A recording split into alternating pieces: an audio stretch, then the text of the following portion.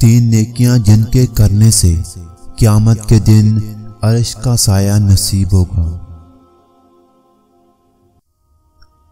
انسان دولت اکٹھی کرتا ہے تاکہ غریبی سے بچ سکے، اور پھر اس دولت کو خرچ نہیں کرتا تاکہ غریب نہ ہو جائے، اور اسی طرح دولت کی موجودگی میں بھی وہ غریبانہ زندگی گزار رہا ہوتا ہے، اور آخر کار اس دنیا سے خالی ہاتھ ہی چلا جاتا ہے۔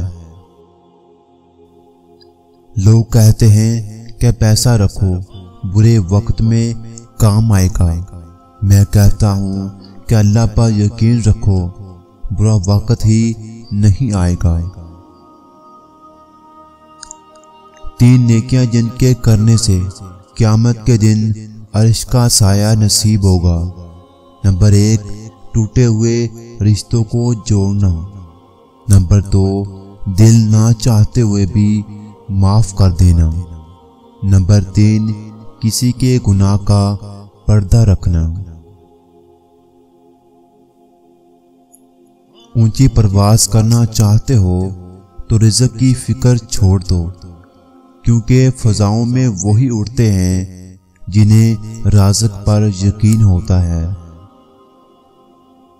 جتنا تم لوگوں کے سامنے جھکو گے اتنی ہی ذلت ملے گی، جتنا تم رب کے سامنے جھکو گے اتنی ہی عزت ملے گی۔ صاف نیت اور یقین سے مانگا جائے تو اللہ پاک نصیب سے بڑھ کر دیتا ہے۔